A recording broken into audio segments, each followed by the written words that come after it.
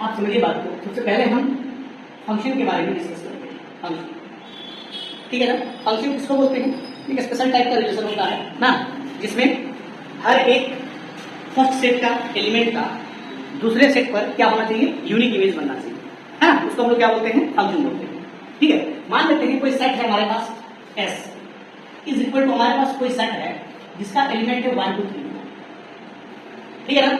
और एक फंक्शन दे रखा है, मान लेते हैं कोई फंक्शन f है जो s से लेकर s तक दे रखा है, और फंक्शन को जिस तरह से डिफाइन है f is equal to, define है मान के चलो ये ऐसा है 1 का इमेज 4 के साथ बन रहा है, 2 का इमेज 3 के साथ बन रहा है, 3 का इमेज 1 के साथ बन रहा है, और 4 का इमेज सपोज आप मान के चलिए 4 3 1, इसका इमेज सपोज 2 के साथ बन रहा है।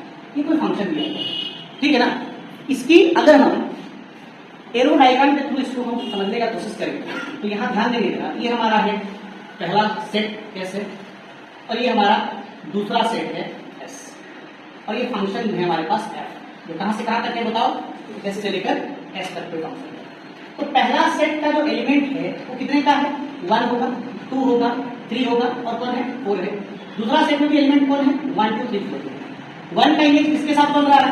1 का इमेज 4 के साथ, तो 1 की मैपिंग 4 से हो रही है, 2 की मैपिंग 3 से हो रही है, और 3 की मैपिंग 1 से हो रही है, और 4 की मैपिंग 2 से हो रही है। ये हम लोग का फंक्शन यहाँ पर दिया गया है, ठीक है। अगर आप गौर से देखें तो पहला सेट के जितने भी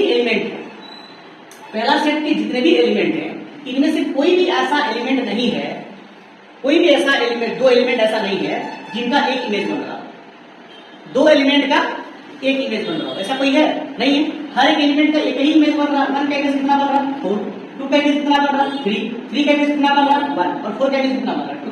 कोई भी ऐसा 2 एलिमेंट नहीं है जिसका कि एक ही इमेज बन रहा है, और ऐसा अगर है तो ये फंक्शन कैसा है?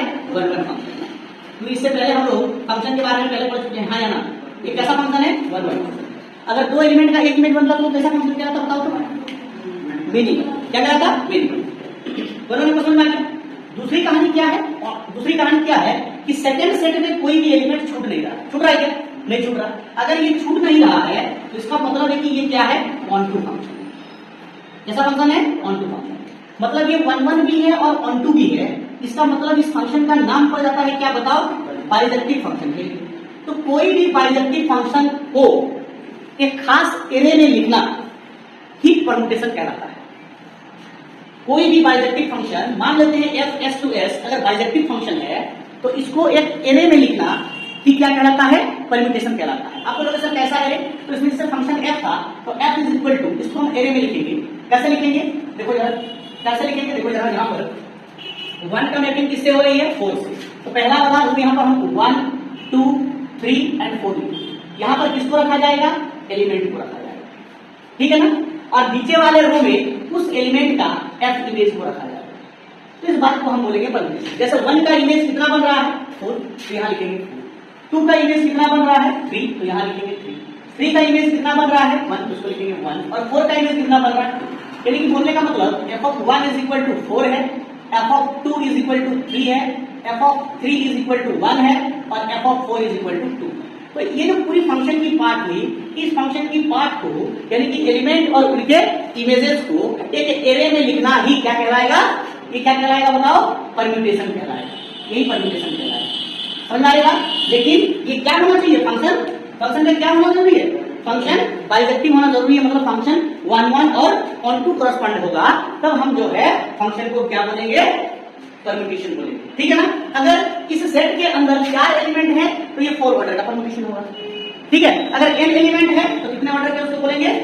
n ऑर्डर का ये परम्यूटेशन कहलाएगा। लेकिन सारे के सारे डिस्टिंक्ट होने चाहिए। अगर कोई भी परम्यूटेशन जिसके अंदर n एलिमेंट है तो वो n ऑर्डर का क्या कहलाएगा? परम्यूटेशन कहलाएगा। आपको समझ में आ रहा है नहीं आएगा? क्लियर है नहीं? अगर कोई सेट ऐसा होता, आप मान के चलिए कोई सेट हम ऐसा ले लेते हैं, एक एग्जांपल हम लेते हैं S इज इक्वल टू, हमने सपोज सेट ऐसा ले लिया A1 A2 A3 A4 dot dot dot AN तक का एलिमेंट हमारे पास में है, ठीक है ना। और हमको फंक्शन दे रखा है कहां से कहां तक? मान लेते हैं S से लेकर S तक फंक्शन दे रखा है। और ऐसा है कि फंक्शन में A1 डालेंगे तो इमेज मान लो B1 आ रहा है, फंक्शन में A2 डालेंगे तो इमेज मान लेते हैं B2 आ रहा है, यहीं पर फंक्शन में A3 डालेंगे, फंक्शन में A3 एलिमेंट डालेंगे तो इमेज B3 आ रहा है, और ऐसे करते करते फंक्शन में अगर हम AN एलिमेंट डालेंगे तो इमेज क्या आ रहा है, BN आ रहा है। तो वापस इस फंक्शन को इस फॉर्मेट में हम लिख सकते हैं, यानी कि ये A1 होगा, A2 होगा, A3 होगा और डॉट डॉट डॉट डॉट क्या होगा, AN होगा। A1 का इमेज कितना बन रहा है, f ऑफ A1, A2 का इमेज कितना बन रहा है, f ऑफ A2, A3 का इमेज f ऑफ A3 और AN का इमेज f ऑफ AN। या फिर आप ऐसे बोल सकते हो f इज इक्वल टू ये A1 A2 A3 dot dot AN और उसका image B1 B2 B3 dot dot क्या बन रहा है, BN। तो इस तरह से एरे में लिखना ही फंक्शन और बाइजेक्टिव फंक्शन को क्या कहलाएगा, परम्यूटेशन कहलाएगा। क्लियर है, क्लियर है, ठीक है। क्या कहानी बना इसका कि जो एलिमेंट उसको उसके इमेज के साथ किसी एरे में लिख देना ही क्या कहलाएगा, परम्यूटेशन कहलाएगा। और इसी को हम लोग ट्रांसफॉर्मेशन का भी नाम देते हैं। पर परम्यूटेशन होने के लिए फंक्शन का बाइजेक्टिव होना जरूरी है। अगर फंक्शन बाइजेक्टिव है तो ही वो परम्यूटेशन होगा। अगर इसके अंदर n डिस्क्रीट एलिमेंट होंगे तो ये n डिग्री का परम्यूटेशन कहलाएगा, है ना। जितने डिस्क्रीट एलिमेंट होंगे उतना डिग्री का ये क्या कहलाएगा, परम्यूटेशन कहलाएगा। ठीक है, अब हम बात करेंगे इक्वालिटी ऑफ टू परम्यूटेशन। तो ध्यान देंगे इक्वालिटी ऑफ, ठीक है, equality of to permutation.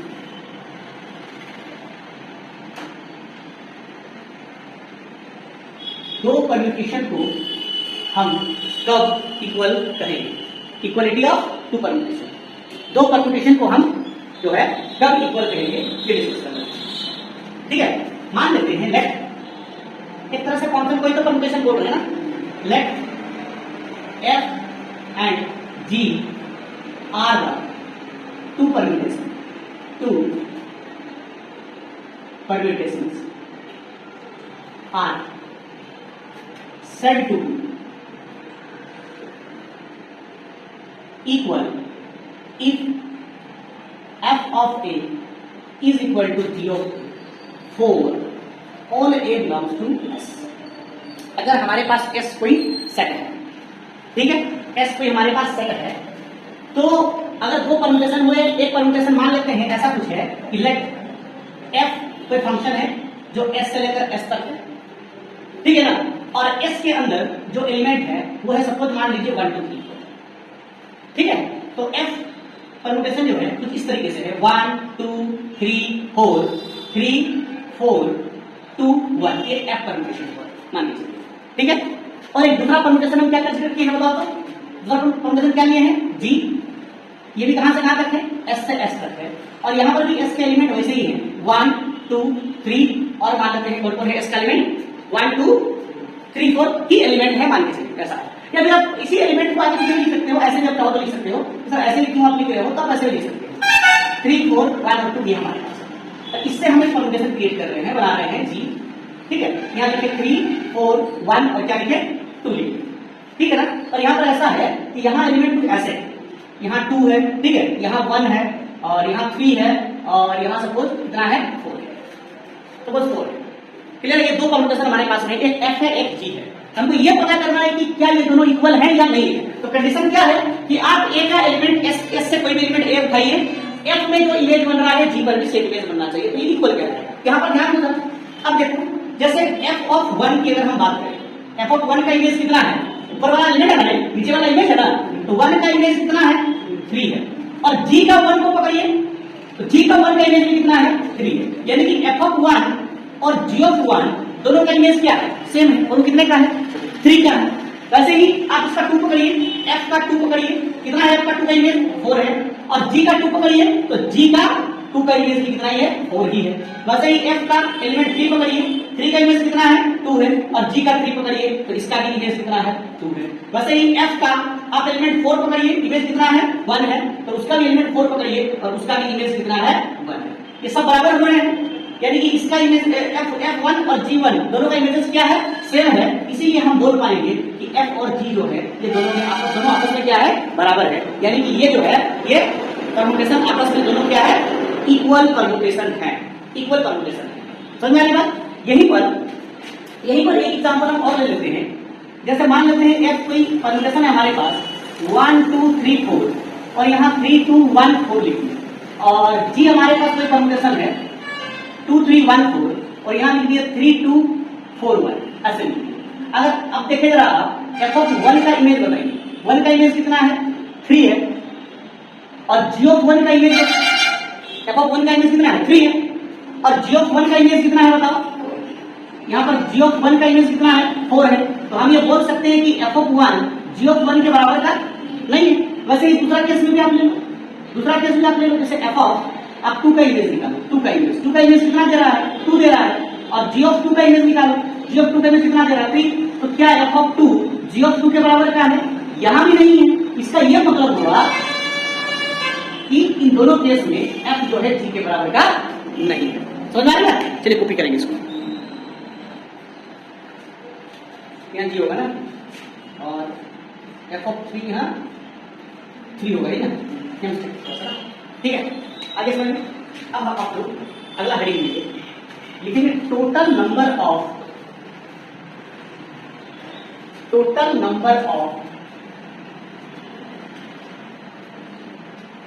distinct permutation, total number of distinct permutation of degree n,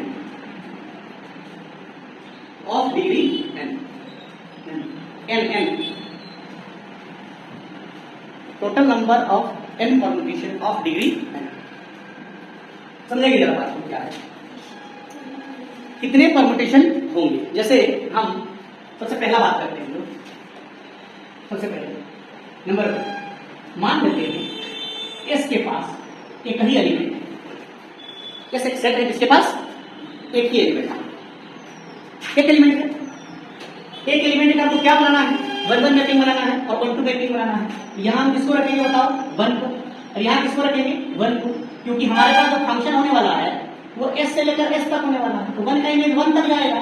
यानी कि S1 के अंदर सिर्फ एक ही एलिमेंट, S1 के अंदर कितने एलिमेंट पाए जाएंगे, एक ही एलिमेंट पाया जाएगा, ठीक है ना। S1 के अंदर एक ही एलिमेंट पाया जाएगा और 1 का इमेज कहां पर बन रहा है 1 पर बन रहा है। तो अगर हमसे कोई ये पूछे कि ऑर्डर ऑफ S1 कितना होगा, तो फट से बोलेंगे ना सर 1 होगा, हाँ कि ना, ये कहीं परमुटेशन बनेगा यहाँ पर। अगर हम दूसरा बात करें, लेट मान लेते हैं S इक्वल टू हमने 2 एलिमेंट लिया 1 और 2। अब यहाँ पर हम परमुटेशन बनाने की कोशिश कर रहे हैं, तो क्या क्या परमुटेशन यहाँ हो सकता है ये आप देखो। यहाँ ये भी S है, ये भी S, ये फंक्शन है f S से लेकर S तक, S to S। तो यहाँ 1 2, यहाँ 1 का इमेज 1 पर जाएगा और 2 का इमेज 2 पर जाएगा। क्या ये 1 1 और 1 2 है कि नहीं है कि नहीं है? तो क्या क्या बना यहाँ पर, यहाँ क्या बन सकता है 1 1 बन सकता है और क्या बन सकता है 2 2 बन सकता है, 1 1 बन सकता है और क्या बन सकता है 2 2 बन सकता है। यानी कि इसको ऐसा भी बोल सकते हो आप कि इसको अगर परमुटेशन के फॉर्म में लिखना चाहो तो 1 का इमेज 1 बन रहा है और 2 का इमेज क्या बन रहा है 2 बन रहा है। 1 का इमेज 1 बन रहा है और 2 का इमेज क्या बन रहा है 2 बन रहा है। जब एलिमेंट का इमेज बराबर एलिमेंट और एलिमेंट का इमेज बराबर का, तो उसको आइडेंटिटी परमुटेशन बोलते हैं, इसलिए ई हो जाएगा, इसको जैसा लिखाएंगे, ठीक है। दूसरा क्या केस बन सकता है यहाँ पर, दूसरा क्या केस बन सकता है, देखो एक सेट हमने यहाँ लिया S, वापस हमने यहाँ एक दूसरा सेट लिया S और ये फंक्शन लिया हमने f, कहां से कहां तक S से S तक, 1 2 1 2, 1 1 के पास गया, दूसरा ऑप्शन 1 2 के पास जाएगा और 2 किसके पास जाएगा 1 के पास। यानी कि दूसरा परमुटेशन 1 जाएगा 2 के पास और 2 जाएगा 1 के पास, 1 जाएगा 2 के पास और 2 जाएगा 1 के पास। 1 किसके पास गया 2 के पास, तो उसका परमुटेशन को लिखा कैसे जाएगा, 1 गया किसके पास 2 के पास, तो लिखेंगे 1 2 और 2 किसके पास गया 1 के पास, वापस 2 1 के पास आया तो इतना ही लिखा जाएगा 1 2। क्या लिखेंगे हम 1 2। देखो 1 किसके पास गया 2 के पास और 2 किसके पास गया 1 के पास, तो क्या लिखेंगे 1 2। यानी कि जब हमारे पास 2 एलिमेंट होंगे S2 जब हमारे पास 2 एलिमेंट होंगे तो कितने परमुटेशन बनेगा, एक आइडेंटिटी बनेगा E और दूसरा क्या बनेगा 1, ये 2 बन जाएगा। यानी कि अगर हमसे पूछा जाए ऑर्डर ऑफ S2 कितना होगा, तो हम फट से बोलेंगे ना सर ये 2 होगा, अरे हाँ कि ना। अब हम बात करते हैं तीसरा नंबर, लेट मान लेते हैं S इक्वल टू हमारे पास 3 एलिमेंट है 1 2 3। अब इससे कितने परमुटेशन बनाए जा सकते हैं, तब आप ये ध्यान रखना। यहां पर हम पहला लेते हैं, पहला सेट यहां पर S लेंगे, S to S हाँ, और फंक्शन तुम लोग को पता है कहां से कहां तक करता हो S से S तक। तो यहां लिखे हम 1 2 3 और यहां लिखेंगे हम 1 2 3, 1 1 के पास जाएगा, 2 2 के पास जाएगा, 3 3 के पास जाएगा।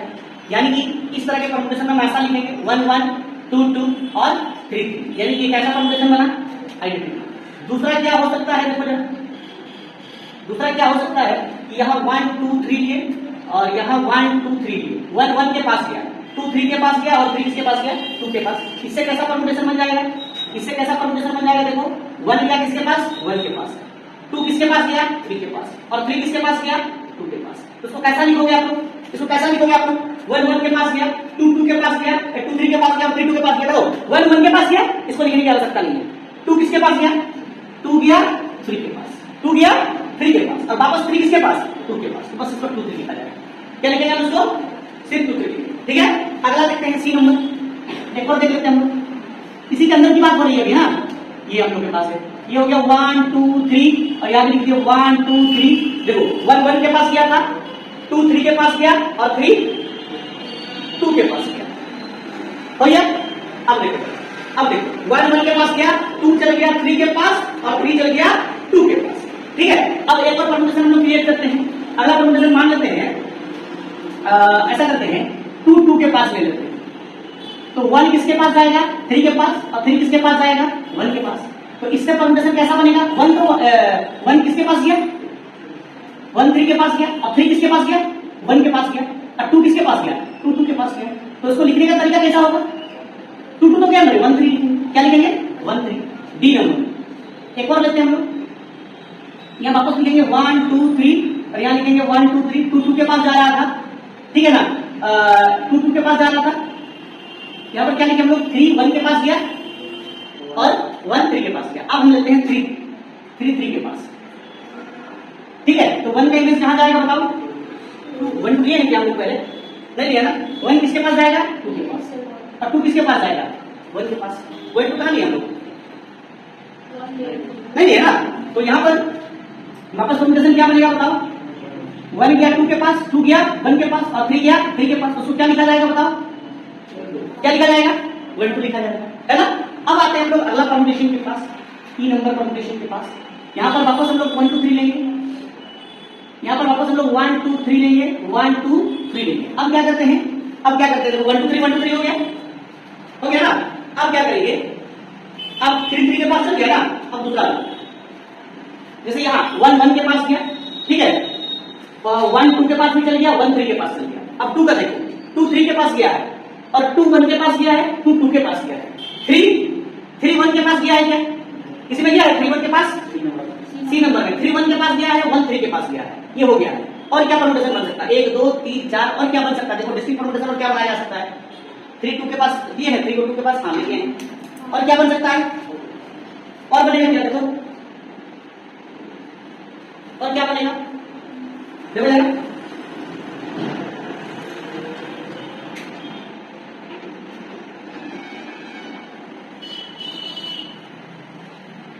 तो बनेगा, एक और बनेगा कैसे, 1 गया 2 के पास, ठीक है, और 2 गया 3 के पास और 3 गया 1 के पास, क्या बोलेंगे, 1 गया 2 के पास, 2 गया 3 के पास और 3 गया 1 के पास, बोल सकते हैं ऐसा। तो इसको कैसे लिखा जाएगा, 1 किसके पास गया, 2 के पास, 2 किसके पास गया, 3 के पास, 3 किसके पास गया, 1 के पास, ठीक है। और क्या बन सकता है, देखो 1 2 3 1 2 3। अब अगर हम 1 को 3 के पास ले जाएं, ठीक है, 1 को किसके पास लिए, 3 के पास, 3 को 2 के पास और 2 को लेके 1 के पास, क्या बनाएंगे, 1 आ गया 3 के पास और 3 चल गया 2 के पास और 2 चल गया 1 के पास, यानी कि कितने का बना बताओ, ये कितने का बना, 1 3 2 बन गया ना।